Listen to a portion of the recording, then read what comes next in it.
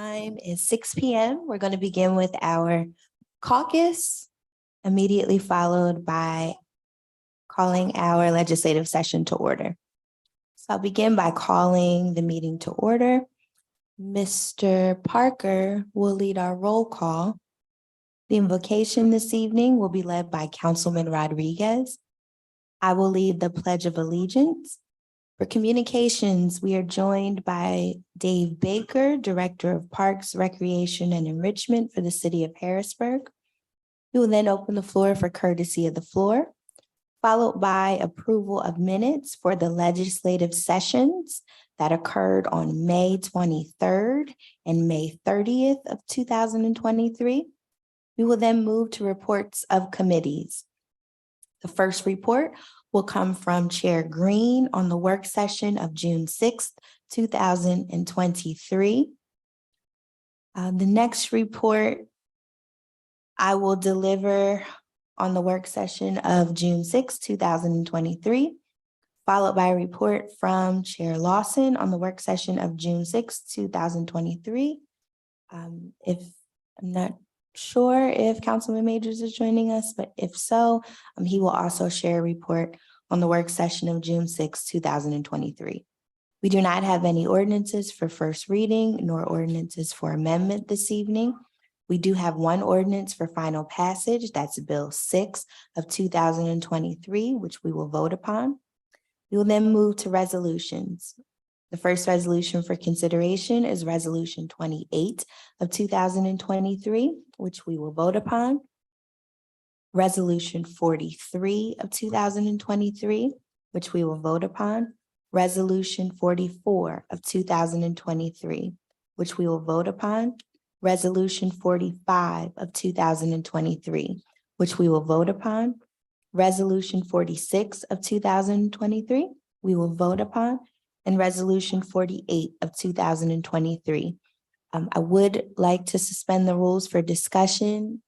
Councilman Rodriguez, we didn't discuss it last week in your absence, but I just wanted to talk about it, and then we can return to the legislative session to vote on it. Resolution 49 of 2023 will move to the Administration Committee, and Resolution 50 of 2023 will move to the Parks, Recreation, and Enrichment Committee. Is there any old business for discussion, council members? Okay, any new business? If time permits, I do want to just talk about the pools opening, the ribbon cutting coming up for the Chutes and Ladder, and a daddy and daughter sneaker ball that a resident is having. Okay, cool, thank you. If there's no other new business, we will adjourn. All right, everybody ready to get started? Madam President? Yes. Just for a technical issue, Yes. under the third class city code, we have to include a reference for ordinances for amendments. So there's 3 technical readings, Okay. even if there's not going to be an amendment. Mhm. So I believe we've only had this on the agenda once, Bill 6 as Bill an 6. introduction. So I would ask that with the minutes are corrected for the public record, come in and that it be read under amendments and then reread under that. Okay. Just to satisfy the code. Sure, that's fine. Thank you. Thank you.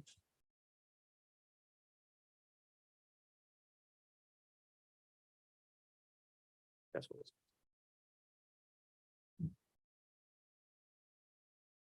Hey, it is 6:04 p.m. I would like to call our legislative session to order. Mr. Parker, could you please call the roll? Yes. Ms. Daniels, Here. Ms. Green, Present. Mr. Lawson. Here. Mr. Majors. Ms. Rawls, Present. Mr. Rodriguez. Present. Ms. Bowers. Present. The invocation this evening will be led by Councilman Rodriguez. Thank you, Madam President. I'd like to take time and pay respects to the fathers in our communities that were taken from us a bit too early due to unforeseen circumstances. I do this with a clear understanding that the Constitution I took an oath to defend is not the same document from conception. I do this with an understanding that my very own biracial children that play in the streets from the South Side to Italian Lake wouldn't have been granted those small opportunities if they were born only a few decades ago. I'd like to send condolences to the family of NFL superstar, actor, and activist, Mr. Jim Brown. Jim Brown was an American football fullback, civil rights activist, and actor in the U.S. films and sports. Jim was known for his great roles in "I'ma Get You Sucker" and "Any Given Sunday." Mr. Brown was the father of 6 children that he adored. An additional message of condolences goes to the Philando Castile family. Mr. Castile was born in St. Louis, Missouri, graduated from St. Paul Central High School in '01, and worked for the St. Paul Public School District in '02 until his untimely death. He became a nutrition supervisor assistant at Chelsea High Elementary School, and he was promoted to the supervisor before his untimely death. During a traffic stop one night with his wife and daughter in the car, an officer fired multiple shots into his vehicle, 5 hitting Castile, and 2 of those pierced his heart. Mr. Castile was the father of 1 baby girl that he adored. There's a multitude of great men with great backgrounds that were taken from us before their prime. I ask this beautiful city of Harrisburg to cherish those you still have in your life.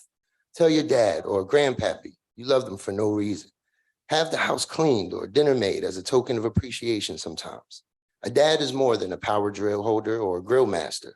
A father is the foundation, the discipline, the determination. A father is the hunter, gatherer, the king that ensures his village will eat even before he does. So as we go into the Juneteenth celebration and Father's Day weekend, I leave you with this. Being a great father is like shaving. No matter how good you shave today, you're still going to have to do it tomorrow. Read Martin. Thank you, Madam President. Thank you, Councilman Rodriguez. I will lead the Pledge of Allegiance.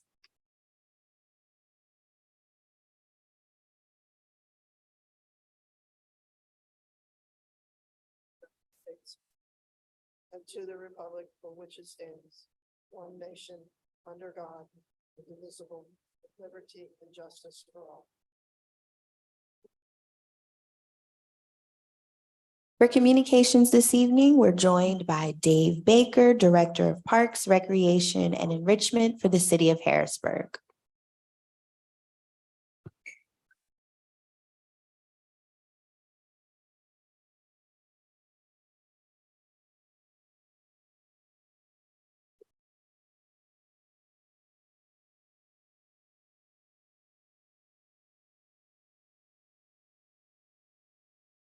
I will defer to our Parks, Recreation, and Enrichment Committee Chair, Councilwoman Rawls. Thank you, President Bowers. Good evening, Mr. Baker. How are you today? I'm doing well. How are you? I'm good, thank you. And thank you for joining us this evening. So myself and our council members could ask you a few questions, kind of like an update from some questions we had asked you a few meetings back. I'll start by asking the questions that I did email, just so that any residents that are here online do know some of the questions I've asked. And then I'm sure during courtesy of the floor, you may hear some additional questions that some community members do have. One of the questions I asked, and then I will pass it to my council members for their additional questions. So I'll try not to ask too many of mine, but just the ones that I sent. My first question to you was about ice skating and roller skating rink here in the city. I know that came up during some of the ARPA meetings that council held. And then you did get us back a quote. You gave us one. So I was wondering, what companies did you contact to get a quote for both of the ice skating and roller skating rinks? So you have to forgive me. I have lots of paperwork here. I do have the company name on one of these pages. And we did get the quote from the same company for both ice skating and roller skating. They provide all services. So I will find that for you. Okay.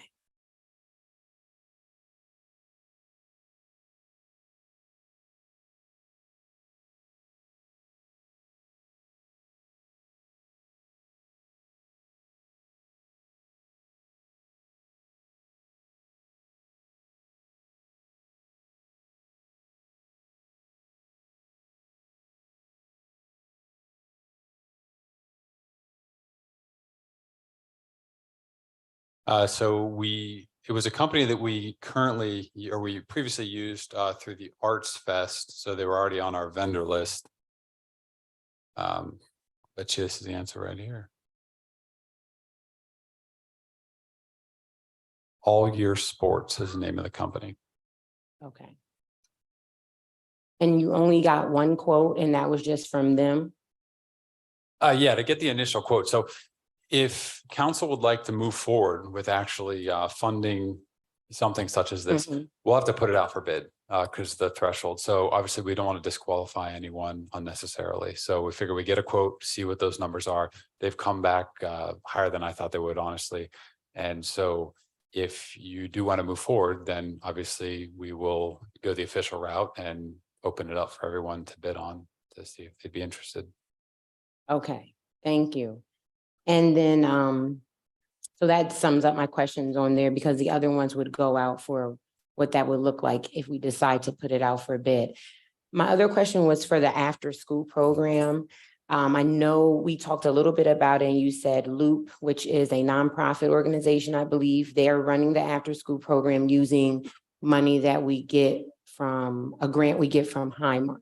Is that correct? That is correct, yes. Okay, so then my question was, how do the students get to the program site? Because I believe they go to the Allison Hill Center on Walnut Street. Yes. So currently, they'd have to walk to the site. We don't have any sort of transportation for them. We've been on funding for that at this time. The site is open Monday through Thursday. Ages 6 through 18 are welcome. And they do it from 5:30 p.m. until 8:30 in the afternoon.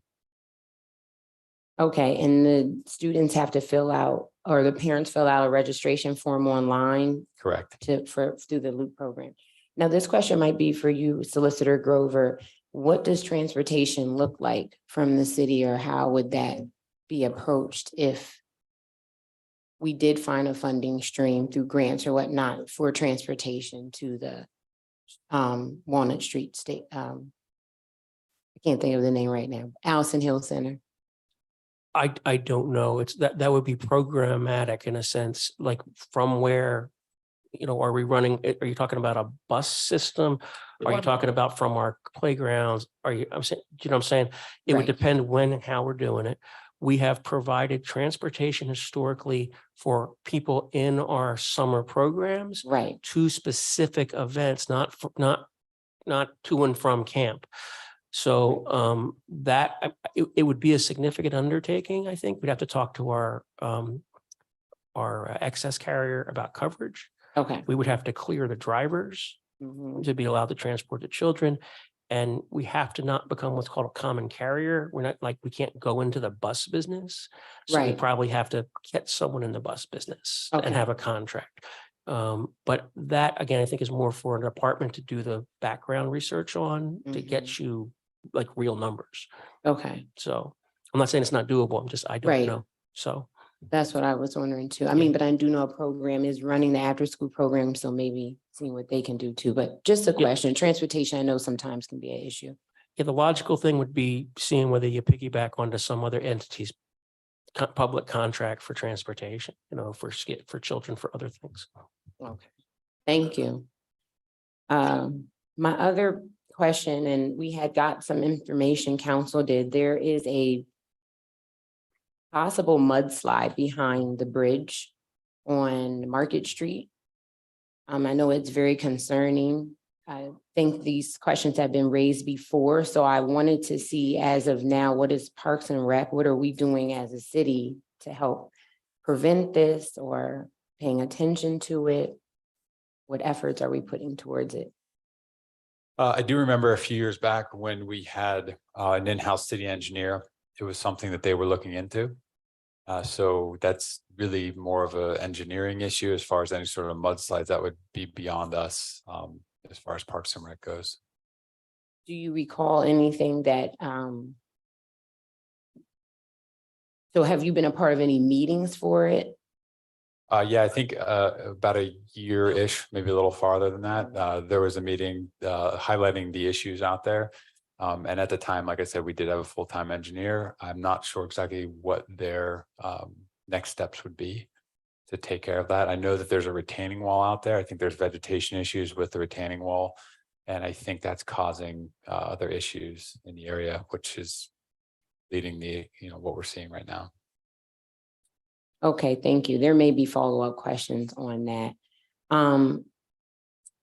My next question was, what is the current status on the Gone But Not Away project? That I know we needed to remove some trees, vegetation, and get the trees planted. So I was wondering what's the current status on that, just for an update? Out at Reservoir Park, correct? Yes. So I believe that project, we're waiting on funding to put in any sort of vegetation in the area for phase 1. I think the Rotary Club was picking that up, and they were scheduled. They've had all their plans approved, and they were scheduled to put vegetation in the ground, but I think they have kind of stopped everything because they didn't have funding for it.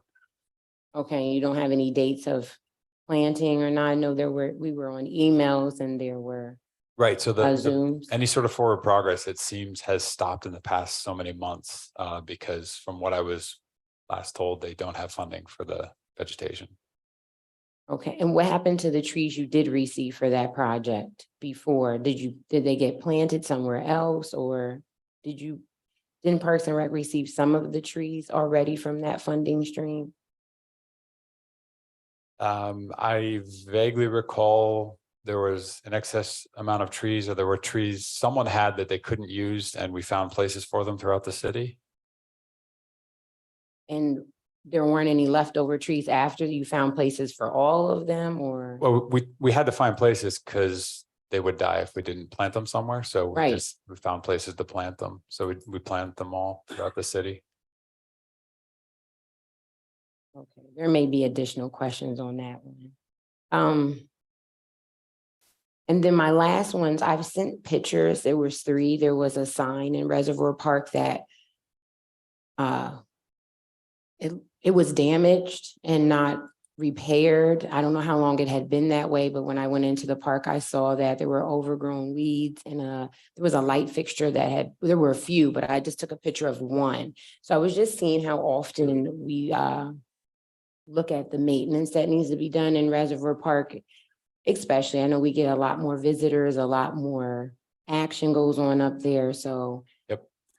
Yeah, you're 100% correct. There's a lot of deferred maintenance throughout all our parks in the city. 16 people, 27 parks, especially when it's 78 acres. It's impossible to take care of everything that needs taken care of. So I don't want to say this highlights some of the struggles that we're facing, but these are the issues that we face. We are currently working on the Reservoir Park Mansion. We budgeted money for it. By the time we got the money approved, the job has exponentially increased in price, but we are able to reduce the amount of projects we're getting done so we can get this one taken care of, because it is imperative to keep the building open to the public. And while doing that, we see there's even more issues that we're going to have to deal with. So everything comes down, bottom line, to the dollar. If we have enough funding to take care of these projects, and then if we have enough manpower or time within the day to do it. And that's just one of the many areas that we'd like to address. But right now, we unfortunately have to focus much more on life safety and just keeping everyone safe, keeping the parks to the minimum standards they have to be at so the public can safely enjoy them. Okay, I do agree with that, but I also know it's a part where it's kind of the first park you see when you come into the city. So when it looks that way, it's almost as if we don't care about it. And I know you are saying that we need more manpower, but I do know we were trying to bring the youth corps program here, which would have given us workforce. It would have given us students from in our area that were going to learn about conservation and learn about updating our parks. And we didn't get that program. And I think it would help us a lot. It would help you with your workforce. And I think that is something we need to look into as well. Right. They came up here to volunteer. Secretary Dunn was here, Representative Kim was there, the mayor was there. It was a really big program that just Harrisburg could do on their own and be able to hire students from our community. So I know that they want to come back again. And I think after they come back, we really need to sit down and speak to them about what that looks like for Harrisburg. Sure. So I'm going to see if any of my other colleagues have any other questions for you, Mr. Baker, or Director Baker, I apologize. I'll start here to my far left. Councilman Rodriguez, do you have any questions for Director Baker? Yes, thank you, Madam Chair. You're welcome. How you doing this evening, Director Baker? I'm good. Thank you. Thank you for being here. Quick question, when there's a bad storm throughout the city and there's limb damage, tree damage, perhaps even property damage, how does Parks and Rec play a role in that situation? So really, it's kind of imperative that Parks and Rec, whenever we do have any sort of storm damage, it involves trees. We are kind of the front line along with PPL to take care of that tree damage to, again, open up roadways and safe pathways for the residents. So if we do have an event like that, we have multiple numbers here. If it's during business hours, the number that the public can call is area code 717-255-3003, and they can report any sort of tree issues and we will address them if it is something that we are able to address directly. And obviously, if it's after hours, they can call the Dauphin County non-emergency line, which is area code 717-558-6900. Thank you for that information. When you say clear the roads or clear the streets, is that just for safety, or can you elaborate on that a bit more? Yes, so the city of Harrisburg is not legally allowed to go on to individuals' properties, but if there is a life safety issue, something that has to do with a street tree, which is between the curb and the sidewalk, and it comes down and it's hindering public access or it's a life safety issue, the city of Harrisburg will address that tree. If it's blocking a main roadway, obviously we're going to address the tree. We'll stop at the property line for the most part, after we have the public access open. And, we'll just basically make the site safe. So, nothing should happen in the future. But if it is a backyard tree, we don't have the ability to go into someone's backyard, even if it's in the front yard, farther away from the street. Legally, we don't have that ability. So those trees we cannot address. Absolutely. When you say address the tree, how does that look like? What does that look like? So typically, if it's a large scale tree, like we had a few on Front Street come down, we'll have a large group of individuals come out. We'll have heavy equipment out there. We'll try and cordon off the roadways if at all possible. They'll be running multiple sets of chainsaws, and we'll have a chip truck and a chipper out there. They're cutting down trees, or if we have to, we'll call out our traffic department to disconnect power, or PP&O will disconnect power. We cut everything up into rather large pieces and feed it into the chipper. Once it does that, it goes into the truck, and then we recycle all the wood chips later on in the community. There's no part of spec that would allow the workers, even in an emergency situation, to just remove the trees and put them on another property or potentially damage another property? Or is there a specific way that they're trained to do that? Yeah, so if we have a tree down, everything kind of reverts back to life safety. So if they remove a tree, or if there's a tree laying in the road, their number one responsibility is to get it out of the road, to get the traffic way opened up again for emergency access. But let me rephrase the question. Would you remove the tree back onto the property from which it came, or remove it onto another property just to clear the way?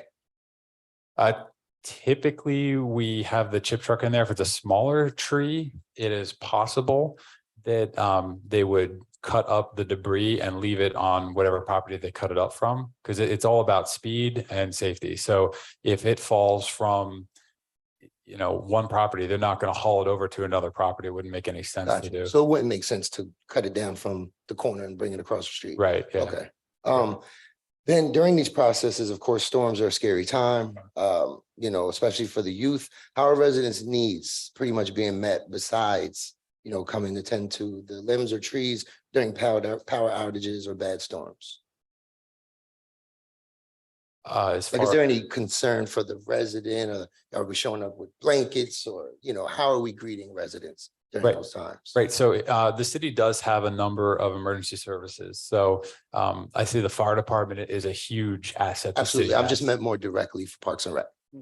For Parks and Rec, we basically focus on the tree aspect of things. And I mean, the only food aspect we do is during like our summer program. So we don't really hand out food to the public unless it's an event or if it's a scheduled summer program. Would there, considering you're leaving your home with power, you're going into neighborhoods that maybe have not had power in hours, is there any sympathy or empathy for the residents at that time? I mean, I think we all have empathy for them.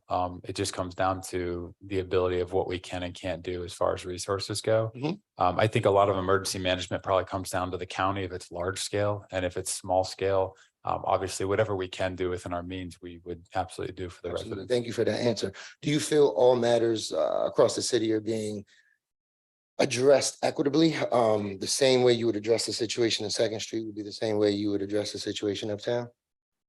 Yeah, I mean, we do our best to identify the situations. And again, it comes down to life safety. So for this, past storm that we had multiple managers driving around town. We had, also the deputy director of the department driving around, and they were kind of setting up the grid of what needed to be addressed first, second, and third.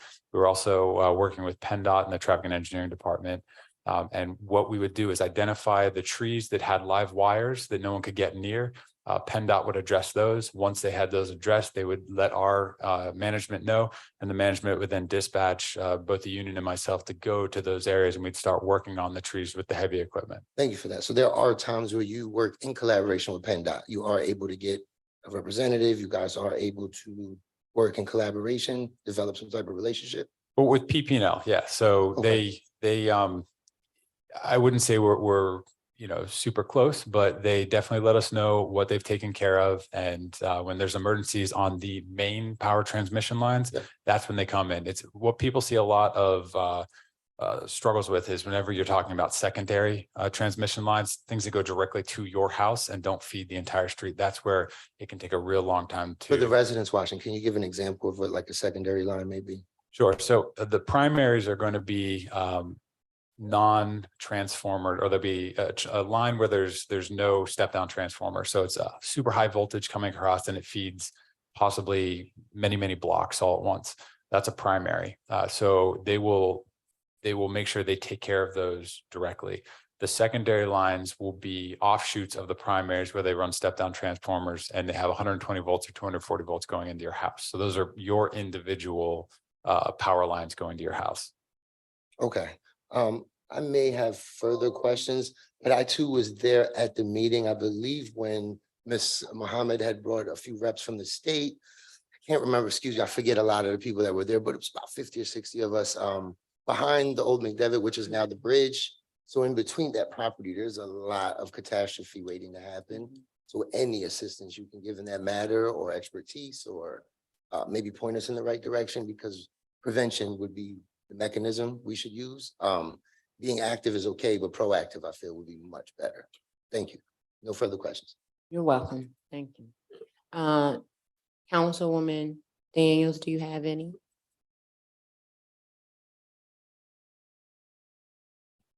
Yes, I just have two. The first one is during your last report, you indicated that the summer programs are being handled by a third party, and you didn't know the name of that party at the time. Do you know what the name is now? So the summer programs are being handled by the city of Harrisburg, but the after school program is being handled by the Loop organization. Okay. And then the second question is the playground where the baseball player was injured. There is a metallic net behind, I'm not into sports, behind what would be, I guess, the home run or the home plate, yeah. Okay. And the metals are loose, so it would be great for you guys to double check that those are sound, because when I walked by there, they looked like they were going to fall over. So that was I guess that wasn't a question, but that's pretty much it for me. And you said behind the home plate? Yeah, there's a metal